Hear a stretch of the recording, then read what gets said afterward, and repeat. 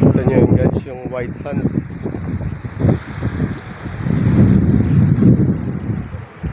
Sobra. Rolling hills. Yan yung taas. Ito white sand.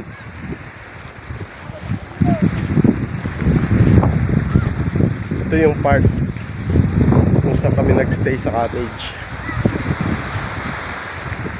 Ganda, sobra guys. White sand. Dami naliligo.